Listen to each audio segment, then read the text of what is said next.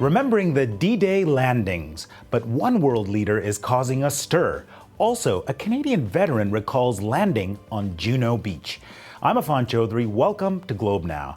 On June 6, 1944, the tide began to turn. Under the cover of darkness, about 160,000 Allied troops crossed the English Channel and landed on the beaches of France. The D-Day invasion ultimately spelled the end of Nazi Germany. 16,000 Canadians took part, which is why Stephen Harper will be joining more than a dozen world leaders for D-Day ceremonies on Friday on those very beaches. The Queen will be there, Barack Obama, and, wait for it, Vladimir Putin. That's right, the Russian leader who is being blamed for stoking all kinds of instability in Ukraine. But here's the thing, the Soviet Union's role in World War II is undeniable. In 1941, Hitler controlled most of Europe. This was the front line on the Eastern Front. And from there, Nazi Germany launched its invasion of the Soviet Union. And here is the limit of their advance. They had failed to defeat the Soviet Union. No country paid as heavy a price in terms of World War II casualties as the Soviet Union. An estimated 26 million people died on the Eastern Front. But after 70 years of history, the world's opinions of Russia, and especially its current leader, have changed. Well, to talk about Russia's place in the world, we're joined by the Globe's senior international correspondent, Mark McKinnon. Welcome, Mark. Thank you. What are the implications of Vladimir Putin attending these ceremonies? Well, it's certainly going to be extremely awkward. The French President, François Hollande, who's obviously hosting this, is going to have dinner twice this evening, once with Mr. Putin and another time with the US President, Mr. Obama, because they couldn't find a way of seating the two men at the same dinner table. But at the same time, this is really important. I mean, we have not had a lot of direct diplomacy in the last months since the Russian annexation of Crimea. So this is the first time we're going to have David Cameron, François Hollande are meeting directly with President Putin. And perhaps they can speak to him directly and get a better sense of where this is all going. I mean, there's been comparisons made between Adolf Hitler and Nazi Germany with respect to Vladimir Putin and Russia. I mean, it's been made by Prince Charles, allegedly, by Hillary Clinton and John Baird. I mean, do those comparisons, are they fair? They're certainly not helpful to resolving the situation. It's the rising rhetoric on both sides. This is the first annexation of territory, obviously, since the Second World War, which is where this comes from.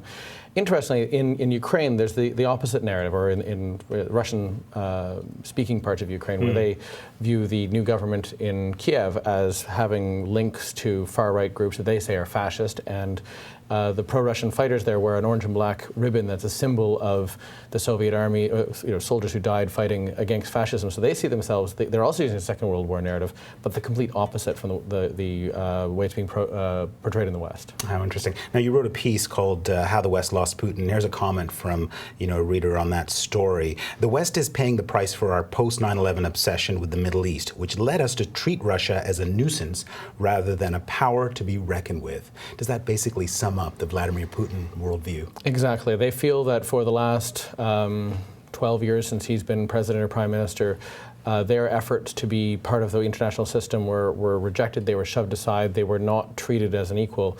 And there's this resentment, this anger when Putin speaks about what happened in Ukraine. It's like, if you'd been dealing with us fairly all along, we wouldn't be here right now.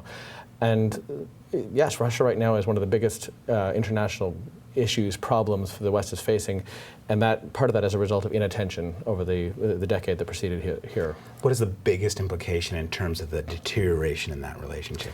There's a lot of them. I mean, obviously in Ukraine, for Ukrainians, it's very anxious moments. Their country is being torn apart and Russia is deeply involved in what's happening there. They've taken Crimea. They're backing the separatists in Donetsk and Lugansk. And Eastern Europe's obviously very nervous as well, but on a bigger stage, you've also got the civil war in Syria, where Russia is the biggest diplomatic backer of Bashar Assad's regime. You've got Iran's nuclear program, which is supplied by Russia.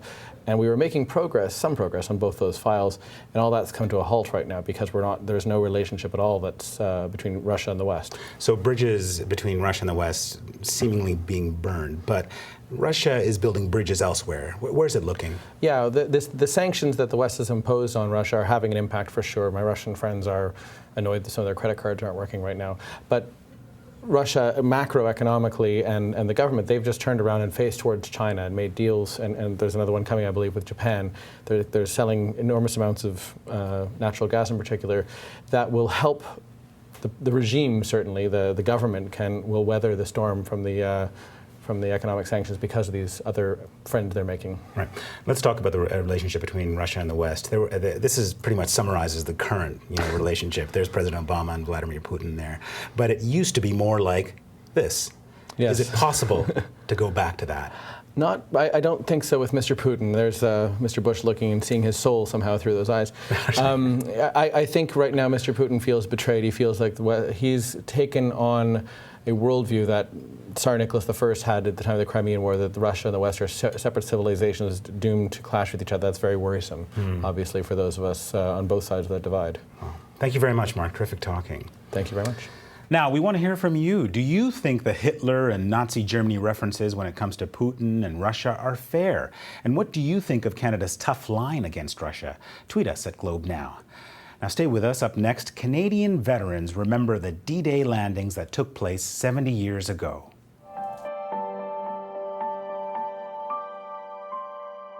Those who fought on the beaches of Normandy 70 years ago have become a dwindling group. Most are in their late 80s and 90s now, but their stories are haunting. Here is veteran Francis LeBlanc's memory of that day. So when we hit the beach, they lowered the door in front and they said, okay, start going. The chap on the right-hand side is supposed to wait till I went. My webbing caught, and I was a couple of seconds slower. When he seen this, he jumped in front of me, and the machine gun cut him in half. So I was supposed to be there, but I was lucky.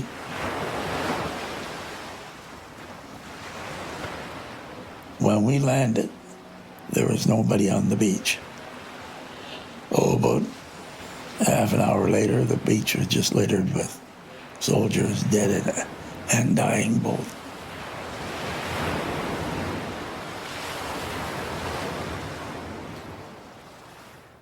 Well, powerful stuff there.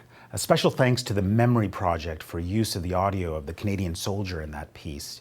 Well, that's all for today's show. Let us know your thoughts on the 70th anniversary of D-Day. What stories have been passed down in your family? And what does the day mean to you? Hop on to Twitter, tweet us at Globe Now. I'm Affan Chowdhry. Thanks again for watching.